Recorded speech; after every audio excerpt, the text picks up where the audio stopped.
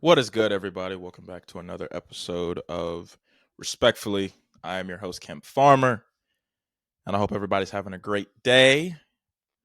I hope you are. I know I am. I can't really say the same for the Falcons. I it's amazing how one man such as Tom Brady can really have like the impact Tom Brady could actually have on an organization. Not just the organization itself, but the future of the organization. And what I mean by that is 2016 was arguably the best year for the Falcons' franchise. You have an MVP quarterback in Matt Ryan. You win your division. You win your conference. But above all, you go to the Super Bowl. The Super Bowl. Man. I just have one question. Why do the Falcons always have to disappoint people? Since that moment, since the 28-3 collapse, I feel like I have to speak on this because some of my close friends are Falcons fans. My own father is a Falcons fan. I have family members that are Falcons fans. So I feel like I have to speak on this. Today the Falcons lost.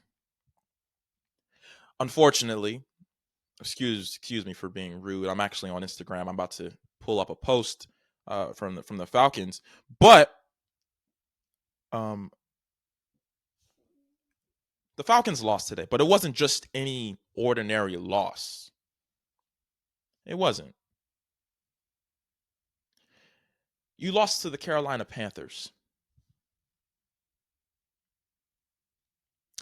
Now, some people might argue. They might say, "Hey Cam, this is the NFL. You got to bring it every week. These are professionals still." I get that. These are professionals. But here's what makes this loss so significant. A, the Falcons are already in a trash division. let's just speak on it. I mean, let's talk about it. I won't say trash. They're just not very good. They're just not very good. And ironically enough, two of the division leaders, the Buccaneers and the Saints, are meeting in the last week of the regular season. And ultimately, it is looking like that game will decide who will go to the playoffs. But that is totally contingent upon the next week. Totally contingent. The Falcons lost to the Panthers today 7-9, which means the Falcons had the only touchdown in the game. The Panthers only kicked 3 field goals. We all know math. We all know what 3 times 3 means. I'm going to read a couple of comments from the post. Literally like 8,000 comments under this one post, bro. That's crazy. From my dude Jack Sannon. Love you, dude. This organization is in the mud. You're not wrong. My dude Tony, who by the way is going to be on the next episode of this podcast. Professional BS. I'm not going to cuss on here. I'm not going to do that. My dude AJ from Student Government, Kennesaw. Shout out to my dude AJ, man. He's a good dude. I think my voice just cracked, by the way. Good dude. LOL. Y'all suck so bad. Tony, again, clear effing house. Hey man, I don't know how you lose to the Panthers. There's another comment. It's actually insane if Arthur has a job tomorrow morning. Another comment. I deserve compensation for watching this team. And then the last comment I'll read.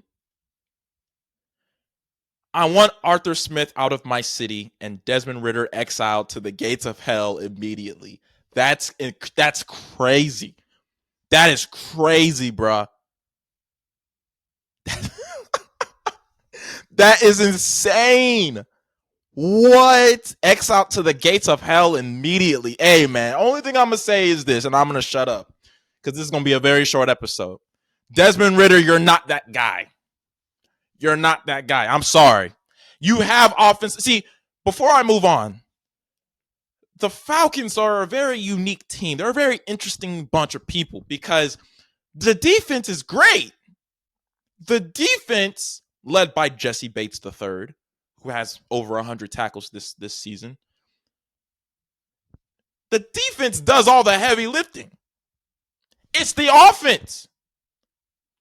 And what I mean offense, I typically mean their offensive line and their quarterback, Desmond Ridder. I ain't even going to speak on Taylor Heinicke because Falcons fans already know what to feel about Taylor Heinicke. And what makes this worse is that Taylor Heinicke has a better pass rating, or was it a QBR? Either way, he had one of those. It was a better rate than Desmond Ridder, and Desmond Ridder's played literally 90% of the season.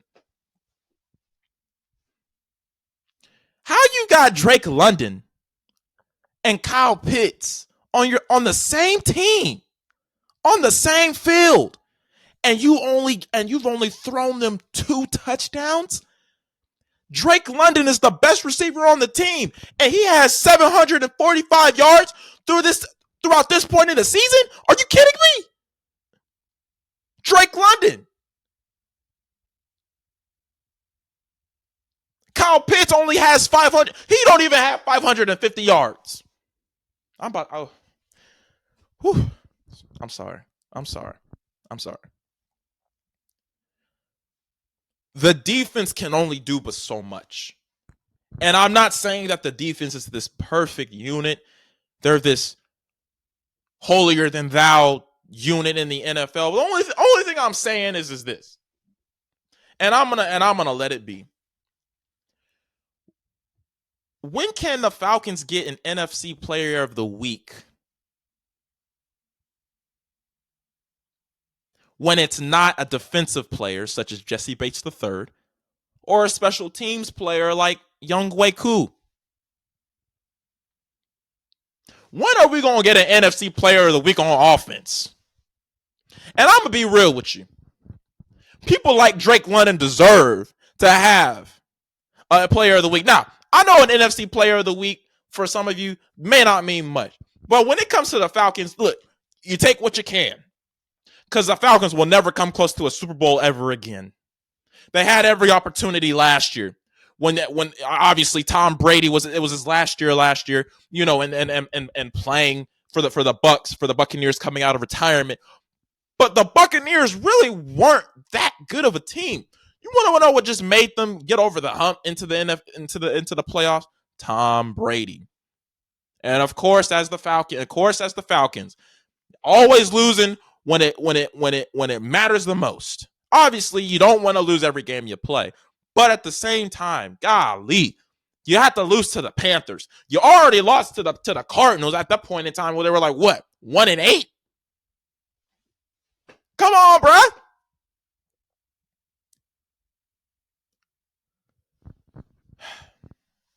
But I feel like I'd be remiss if I said there's still hope.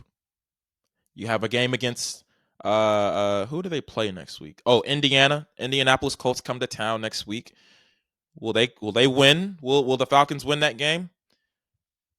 That's not for me to say. I'm not going to say that they won't win, but I will say I don't really like their chances. And then you play who was it? Was it Tampa? No. It's not Tampa. It's somebody after the Colts, and then they play the Saints, for the final game of the season. I need to go back and check the schedule. But I know they have like 3 games left. So I say all that to say this. Falcons, get it together. Get it together. It's very simple. And when I say get it together, draft a quarterback. That actually matters. I really hope y'all get a lottery pick. But obviously, like I said, you got to take what you get. You got, get what you can. And, just win. Just win. Shut people like me up. But at the same time, I'm not the only person who feels the way that he does. That's all I got to say about that. That is the end of this episode, ladies and gentlemen. I'll be back with more content. God bless y'all. Stay safe. Have a good night. Love.